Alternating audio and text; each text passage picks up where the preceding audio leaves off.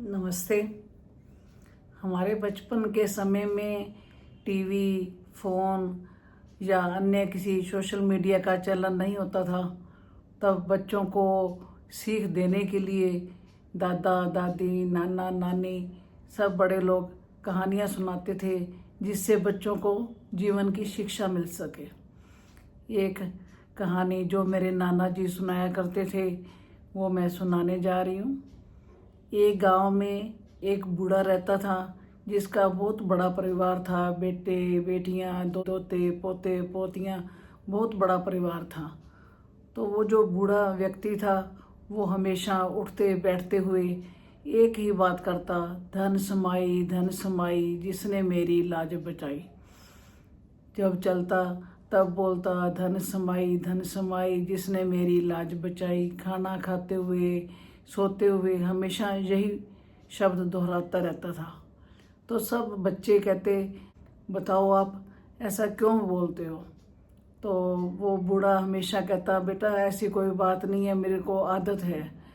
तो बच्चों को लगता था कि जरूर इसके पीछे कोई ना कोई राज छुपा हुआ है। एक दिन सब बच्चे, बहुएं, बेटे पीछे लग गए कि आप हमें इसका राज बताओ कि आप हर वक्त ये क्यों बोलते हो। तब उन्होंने कहा, बहुत समय पहले जब मेरी शादी हुई तो मैं तुम्हारी माँ को लिवाने के लिए अपने ससुराल चला गया।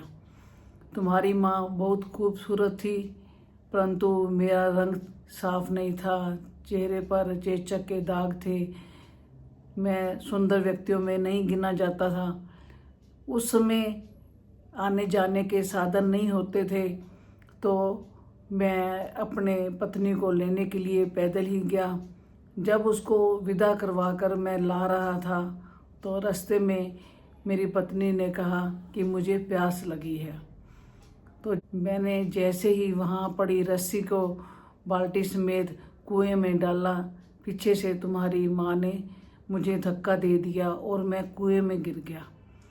इसके बाद तुम्हारी माँ रोती चिल्लाती हुई वापस अपने मायके चली गई और उसने कहा कि रास्ते में हमें डाकू मिल गए और मेरे पति को उन्होंने मार दिया और मैं जान बचाकर वापस घर आ गई हूँ।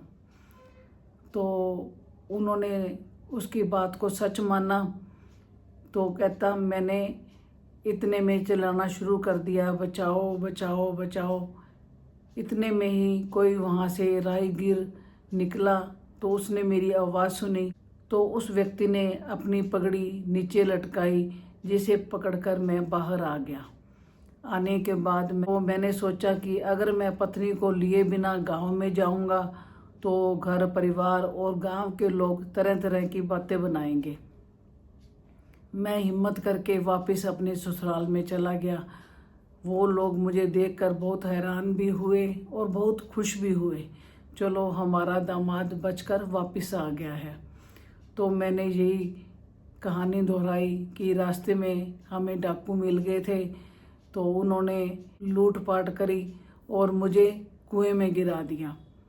तो मेरी पत्नी छुपकर ये सब बातें सुन रही थी, तो वो सुनकर बड़ी हैरान हुई कि अभी ये मेरी शिकायत करेगा। परंतु मैंने सोचा कि कुछ भी हो, मुझे अपना घर बसाना है और मैं तुम्हारी माँ को लेकर वहाँ से पैदल चल पड़ा।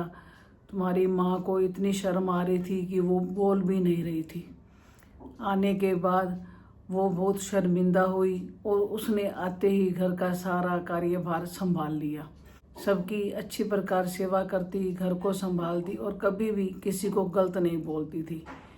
और इस सहनशीलता के कारण मेरे घर परिवार में बच्चे आ गए, बहुएं आ गई और मेरा इतना बड़ा परिवार हो गया। अगर मैं उस दिन गुस्से में आकर तुम्हारी माँ को छोड़ देता तो तुम्हारी माँ का भी घर ना बसता और मेरा भी घर ना बसता। तो ये तरीके होते थे कि अपने बच्चों में संस्कार डालने के लिए और उनको अच्छी अच्छी बातें सिखाने के लिए कहानियों का सहारा लिया जाता था। आपको ये कहानी कैसी लगी? अगर अच्छी लगी है तो आप इसे लाइक करें, कमेंट करें, शेयर करें और मेरा यूट्यूब चैनल शशिका पिटारा सब्सक्राइब करें। धन्यवाद।